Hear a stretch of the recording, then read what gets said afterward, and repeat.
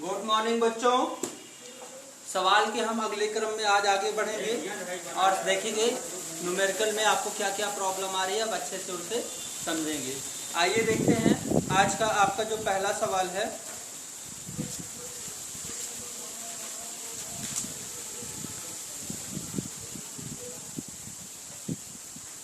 कोई पिंड विरामावस्था से 3 मीटर प्रति सेकंड स्क्वायर के त्वरण से गति प्रारंभ करता है। 8 सेकंड में पिंड द्वारा चली गई दूरी ज्ञात कीजिए। आज का आपका ये वाला क्वेश्चन है। चलिए देखते हैं, सवाल को नोट करते हैं और नोट करके आगे हल करते हैं। सवाल में जो कुछ भी दिया होगा उसे हम अच्छे से नोट करेंगे। शुरुआत करते हैं। शुरुआत में ही लिखा है, यदि कोई पिंड विरामावस्था से, विरामावस्था का मतलब है u उसका अर्थात प्रारंभिक वेग कितना है, 0 है। अगर विरामावस्था से 3 मीटर प्रति सेकंड स्क्वायर के त्वरण से, उसका त्वरण कितना है, a बराबर 3 मीटर प्रति सेकंड स्क्वायर है। आगे देखते हैं, 8 सेकंड में टाइम कितना दे रहा है भैया, आपको 8 सेकंड का दे रहा है। कितनी दूरी तय करेगा, दूरी आपसे पूछी जा रही है। आपको गति के 3 समीकरण बताए थे, v बराबर u प्लस at, s बराबर ut plus half at square और v स्क्वायर बराबर u स्क्वायर प्लस 2as। अब आपको डिसीजन ये लेना है कि हम कौन सा फॉर्मूला अप्लाई करें ताकि हमारा कैलकुलेशन आसानी से हो जाए। आइए चेक करते हैं हमें कौन कौन सी राशियों के बारे में बताया गया है और किस राशि के बारे में हमसे पूछा जा रहा है। चलिए शुरुआत करते हैं। u दिया है, ढूंढते हैं u। इसमें तीनों में u मिल रहा है, यानी कि हम तीनों फार्मूला तो अप्लाई कर नहीं सकते, कोई एक ही लगाएंगे। दूसरा देखते हैं, a इसमें भी है, इसमें भी है और इसमें भी है, फिर से तीनों में मिल गया। बात करते हैं t की, इसमें t है, इसमें t है, बट इसमें t नहीं है, यानी कि एक तो पहले ही कैंसिल हो गया। अब बारी किसकी है, s की। s अब यही दोनों में ढूंढना है कि कौन सा लगाएं। यस, अगर इसमें होगा तो ये लगाएंगे, इसमें होगा तो ये है, किसमें, सेकंड वाले में। आइए सेकंड वाला फॉर्मूला अप्लाई करते हैं। लिखते हैं, गति के दूसरे समीकरण से,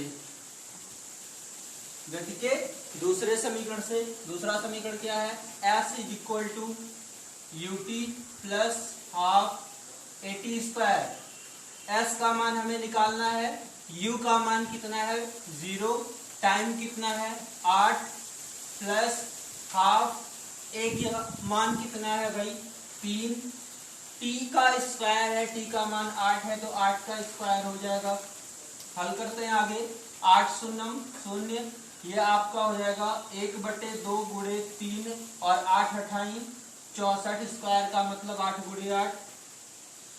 s इज इक्वल टू, इसको काट देंगे, 2 तिहाई 6, 2 दूना 4, 32 दूना 64 होता है और 32 तिहा आपका हो जाएगा 96। s का मतलब स्पेस, स्पेस का मतलब होता है दूरी, दूरी का मात्रा क्या होता है, मीटर, यानी कि वो पिंड 96 मीटर की दूरी को तय करेगा। सवाल के अगली तरफ चलते हैं। अगला सवाल हमारा कौन सा है, लिखा गया है, एक कार 10 मीटर प्रति सेकंड के वेग से चल रही है। यानी कि जब आपने कार को पहली बार देखा तो उसका वेग कितना था भाई, 10 मीटर प्रति सेकंड था। तो आगे बढ़ते हैं। यदि उसका त्वरण 6 मीटर प्रति सेकंड स्क्वायर है, त्वरण को हम किससे नोट करते हैं, a से नोट करते हैं, और वो a का मान कितना दे रहा है, 6 मीटर प्रति सेकंड स्क्वायर। a का मान कितना दे रहा है, 6 मीटर प्रति सेकंड स्क्वायर। आगे बढ़ते हैं, तो 25 मीटर की दूरी चलने में उसका वेग कितना हो जाएगा। आइए सवाल को आगे बढ़ाते हैं। हमारा सवाल क्या है, एक कार 10 मीटर प्रति सेकंड के वेग से चल रही है, उसका प्रारंभिक वेग जो है वो कितना है, 10 मीटर प्रति सेकंड है। यदि उसका त्वरण 6 मीटर प्रति सेकंड, a का मान 6 मीटर प्रति सेकंड स्क्वायर है, तो 25 मीटर की दूरी चलने पर वो कितनी दूरी चल रहा है, s बराबर 25 मीटर चल रहा है, कितना वेग प्राप्त कर लेगा, यानी कि प्रारंभिक वेग दिया है, आपसे अंतिम वेग पूछा जा रहा है। अंतिम वेग पूछा जा रहा है तो कौन सा फॉर्मूला लगाएंगे, अब वही दूसरा वाला फॉर्मूला फिर से लगाते हैं। लिखते हैं, गति के दूसरे समीकरण से,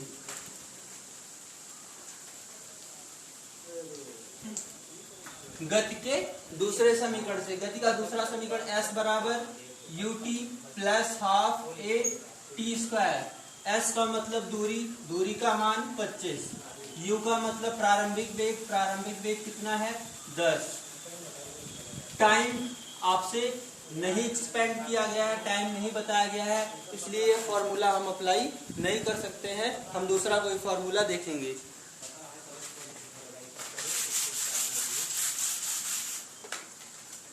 गति का तीसरा समीकरण अप्लाई करते हैं।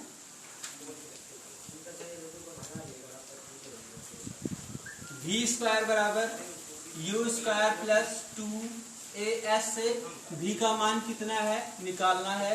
u का मान कितना है 10 है, 10 की घाते 2 धन 2, a का मान 6, s का मान 25 है।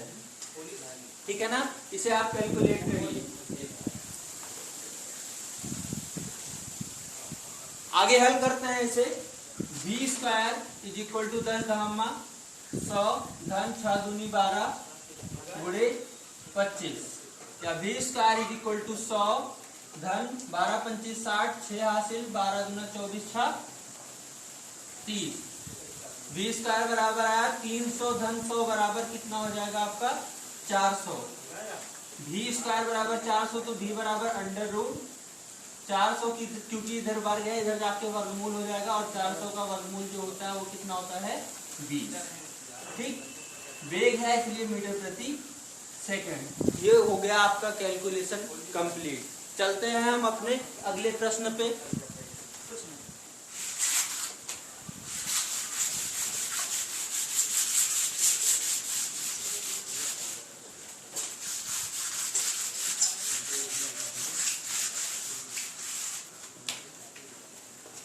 अगला प्रश्न है हमारा,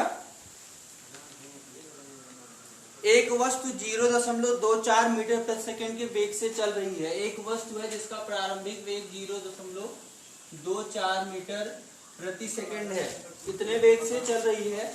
यदि उसमें 0.06 मीटर प्रति सेकंड स्क्वायर का मंदन उत्पन्न हो, मंदन का मतलब इस बार उसकी स्पीड घटेगी। ठीक है ना, तो थोड़ा लिखेंगे 0.06 मीटर प्रति सेकेंड स्क्वायर। तो कितनी देर में कार रुक जाएगी, यानी कि कितना टाइम लगेगा, क्वेश्चन मार्क, कि उसका वेग अंतिम वाला कितना हो जाएगा 0, क्योंकि रुक जाने का मतलब उसका अंतिम वेग 0 होगा, तभी वो गाड़ी रुकेगी। चलिए स्टार्ट करते हैं। v दिया, u दिया, a दिया, t दिया। v बराबर u प्लस at से इसे हम हल करते हैं। लिखेंगे गति के पहले समीकरण से। पहला समीकरण क्या था, v बराबर u प्लस at। v का मान 0 हो जाना है, u कितना है 0.24, a का मान आपको दिया गया है 0.06। टाइम आपको निकालना है। ध्यान ये रखिएगा कि यहाँ पे जो एक्सीलरेशन है वो नेगेटिव है। आगे हल करते हैं। ये आपका 0.04 प्लस में इधर आएगा तो माइनस में 0.024 और बराबर बचा आपका 0 माइनस के साथ 0.6 गुणे t। ये इधर गुणा में इधर आएगा तो भाग में हो जाएगा माइनस 0.24 भागे माइनस 0.06 बराबर कितना बचा t।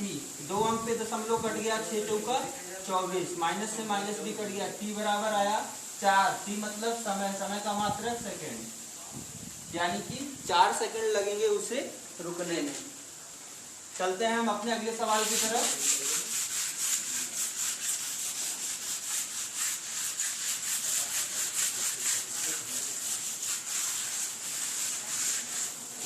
सवाल को अच्छे से पढ़ते हैं और देखते हैं अगला सवाल क्या है। किसी कार पर ब्रेक लगाने पर 5 मीटर प्रति सेकंड स्क्वायर का मंदन उत्पन्न हो जाता है, यानी कि कार पे ब्रेक लगाया गया तो उसकी स्पीड लगातार कम होने लगी, और वो स्पीड लगातार कम होने की दर क्या थी 5 मीटर प्रति सेकंड स्क्वायर। कराए यदि कार पर ब्रेक लगाए जाने के बाद रुकने में 3 सेकंड लगता है, यानी कि ब्रेक लगाने के बाद कार 3 सेकंड बाद क्या हो जाती है, रुक जाती है, तो उतने समय में कार कितनी दूरी तय करेगी। आइए जो कुछ भी दिया है पहले हम नोट कर लेते हैं। कार पर ब्रेक लगाने पर कितना मंदन उत्पन्न हुआ था, कितना त्वरण उत्पन्न हुआ था, 5 मीटर प्रति सेकेंड स्क्वायर। ए बराबर 5 मीटर प्रति सेकेंड स्क्वायर का मंदन उत्पन्न हुआ था। और ब्रेक लगाने के 3 सेकेंड बाद टाइम कितना लिया था, 3 सेकेंड लिया था। कार रुक गई थी, रुक जाने का मतलब उसका अंतिम वेग 0 हो गया था। तो आपको बताना क्या है कि वो कितनी दूरी तय करेगी।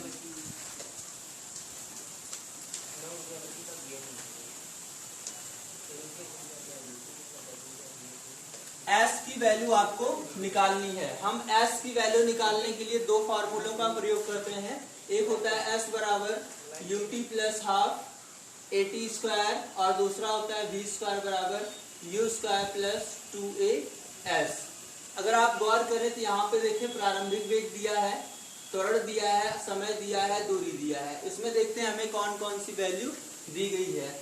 a दोनों में है, टाइम इसमें है, इसमें नहीं है, यानी कि इसे लगा सकते हैं। आइए देखते हैं क्या मिलता है हमें।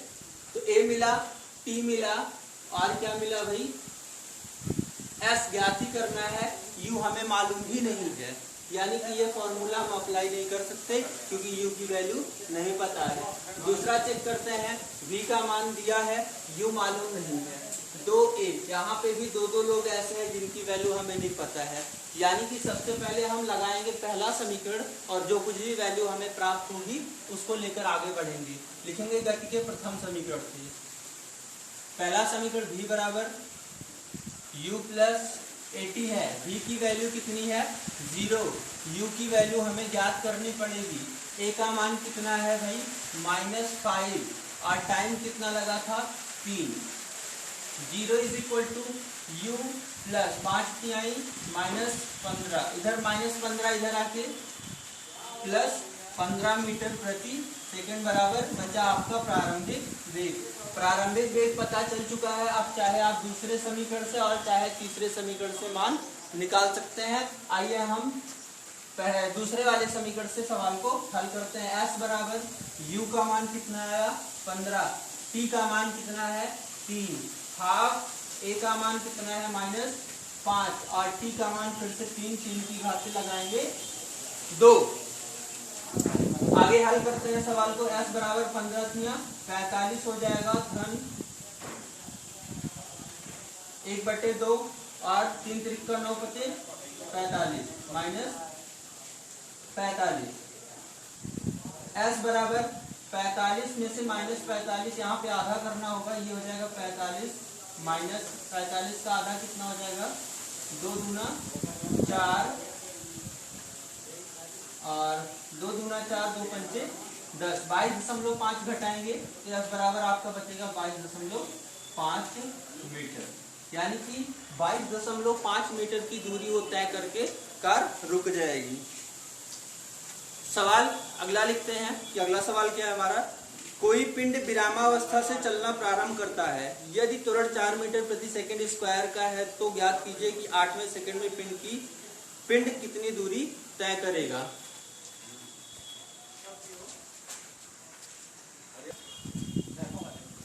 देखते हैं अगला सवाल बेटा। सवाल में क्या कहा गया था, कोई पिंड विरामावस्था से चलना प्रारंभ करता है, अर्थात उसका जो प्रारंभिक वेग u है वो कितना है, 0 है और प्रारंभिक विरामावस्था चला, यदि त्वरण 4 मीटर प्रति सेकंड स्क्वायर है, a का मान कितना कह रहा है, 4 मीटर प्रति सेकंड स्क्वायर है, तो 8वें सेकंड में कितनी दूरी तय करेगा। कह रहा है t बराबर अगर 8 रख दिया जाए तो उसके द्वारा तय की गई दूरी बताओ। हम जानते हैं s बराबर ut plus half at square, s बराबर ut plus half at square. s की वैल्यू हमें ज्ञात करनी है, u की वैल्यू हमें पहले से 0 यहाँ पे दी गई है और टाइम कितना बोला है आपसे, 8 सेकंड की बात, तो गुणे 8, धन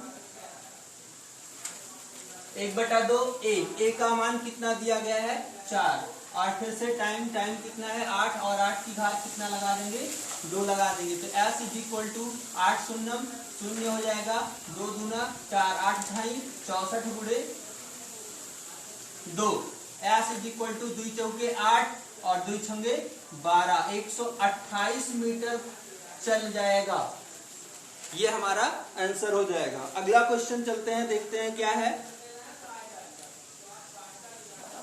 कह रहा है 45 मीटर की ऊंचाई से एक गेंद को गिराया जाता है। 45 मीटर की ऊंचाई से गेंद को गिराया जाता है यदि उसका वेग 10 मीटर प्रति सेकंड स्क्वायर के, उसका वेग 10 मीटर प्रति सेकंड स्क्वायर के एक समान त्वरण की दर से बढ़ता है। उसकी स्पीड लगातार 10 मीटर प्रति सेकंड स्क्वायर के त्वरण से क्या हो रही है, बढ़ रही है।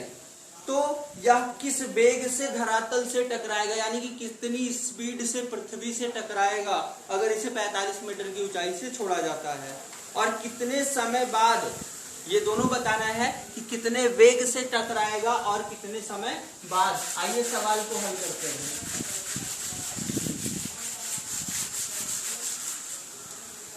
सवाल में क्या कहा आपसे देखते हैं। सवाल में कह रहा है कि 45 मीटर की ऊंचाई, हाइट कितनी बता रहा है, h से नोट करेंगे, 45 मीटर है। हाइट कितनी है बेटा, 45 मीटर है।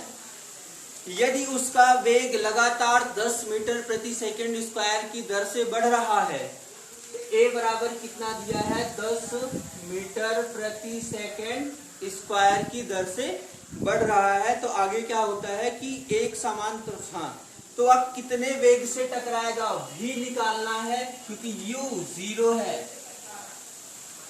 अब u 0 कैसे हुआ, जब आप बॉल को हाथ में लेकर के या किसी वस्तु से छोड़ेंगे तो छोड़ने से पहले उसका वेग कितना रहा होगा, 0 ही तो रहा होगा, यानी कि उसका जो प्रारंभिक वेग है u का मान 0 है, अर्थात वो 0 वेग से छोड़ा गया। जैसे चौक हम लिए हैं, अगर इसे अभी छोड़ते हैं तो इसका पहला वाला वेग कितना है, 0 है। 45 मीटर क्या है, ऊंचाई है, पृथ्वी से उसकी ऊंचाई है। कितना त्वरण लग रहा है, स्पीड कितनी बढ़ रही है, लगातार 10 मीटर प्रति सेकंड स्क्वायर की दर से। तो पूछा कितने वेग से टकराएगा और टकराने में कितना समय लेगा।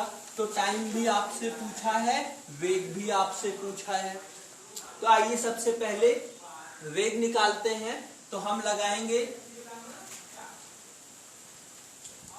h बराबर ut plus half AT square, h बराबर ut plus half AT square से हम, और दूसरा हमारा एक फॉर्मूला बनेगा v स्क्वायर बराबर u स्क्वायर प्लस 2gh। यहाँ से आइए देखते हैं हम कौन सा फॉर्मूला अप्लाई करें ताकि हमारा कैलकुलेशन पूरा हो जाए। सबसे पहले देखते हैं ये वाला, हमें h की वैल्यू पता है, दी गई है, u की वैल्यू पता है, टाइम हमें ज्ञात करना है, तो पहले ही ये कैंसिल हो गया क्योंकि टाइम हमें मालूम नहीं है। नहीं ज्ञात कर सकते, यहाँ से भी ज्ञात कर सकते हैं क्योंकि टाइम हमें यहाँ पे ज्ञात करना है और एक्सेलरेशन हमें दिया गया है। चलिए अप्लाई करते हैं। h बराबर ut plus half gt square, h का मान है 45, u कितना है 0, टाइम हाफ, g का मान 10 दिया है और t का मान आपको निकालना है। हल करते हैं। 45 बराबर 2 पंचे 10, 5 t बराबर हो जाएगा, इधर गुणा में इधर जाएगा भाग में, 5 9 45, 9 सेकेंड लगेंगे उसे पृथ्वी से टकराने में। आइए देखते हैं उसका वेग कितना हो जाएगा। तो गति के पहले समीकरण से हल करेंगे। v बराबर u प्लस AT, v का मान कितना है ज्ञात करना है, u 0 है, a का मान कितना है भाई 10 है, टाइम कितना निकल के आया 9, v बराबर 10 9 90 मीटर प्रति सेकेंड। इतने वेग से वो टकराएगा और टकराने में समय कितना लगेगा, उसे 9 सेकेंड का समय लगेगा। मिलते हैं हम आपको अगली वीडियो में। बहुत बहुत धन्यवाद।